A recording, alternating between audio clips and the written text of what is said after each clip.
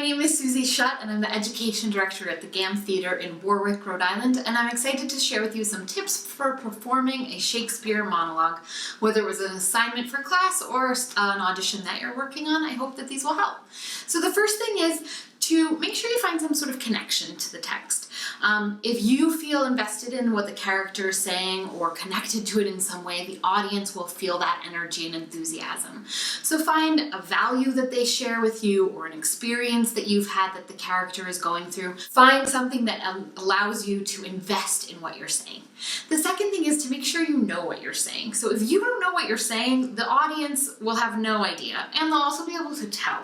So it's important that you really break down all the words and make sure you know what they all mean. And that's as simple as just looking them up in a dictionary. Shakespeare's modern English, so you'll be able to find everything in there and go through and make sure you know what all the words mean, and then put them together. So what does the sentence mean? Why is the person saying it the way that they're saying it? For example, Hamlet is trying to decide if he should take his own life. And he doesn't say, should I kill myself? He says to be or not to be. So he's actually pondering whether existence matters. And it's written in such a beautiful way that it really requires you to weigh in the balance the benefits of living versus the unknown, right? So don't just land on the general meaning of the language. Try to really find the actual meaning of the words that Shakespeare has selected. The third thing is context. So you have to know, as you're performing a monologue, who you are, who you're talking to, why you're talking, and where you're talking. A delightful thing about monologues is they are uninterrupted speech. And it's very rare in real life that we get to talk for 3 to 5 minutes without anyone interrupting us. So what is happening in the story that this person is being given permission to talk that much? Sometimes it might be that they are doing a soliloquy and they're alone and sort of sharing their heart with the audience. It might be that they are making a speech, a grand speech.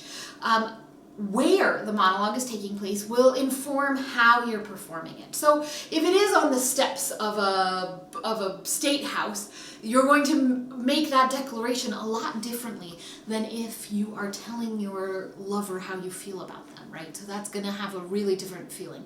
If you are conspiring in secret with someone versus telling the troops what they need to get done. The fourth thing, which goes along with the context, is what are you trying to achieve in delivering this monologue? So are you trying to convince your lover to run away with you, or are you trying to convince them that they should love you back? The motivation for why you're talking is really going to inform how you deliver this monologue. The fifth thing is to get up. So you will make so many interesting discoveries in your body when you get up and start reading your monologue out loud. Just pace around, feel what it feels like to move your body, and you'll start to make discoveries.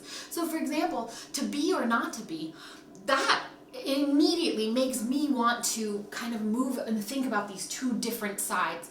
So that getting up will help me make those discoveries, and it'll make a much more interesting and dynamic monologue for your audience. And the last thing is to make bold choices. So nobody wants to watch somebody sit and just read Shakespeare in a boring monotone voice. You have a lot of tools that you can work with. Volume, you have your body to make big shapes and small shapes. Your intonation, the speed in how you're talking. So really use all of the tools that you have available to you to make big, bold choices. I hope that these tips will help you with your monologue, whether it was an assignment, something you're doing for fun, or an audition. Thanks for watching.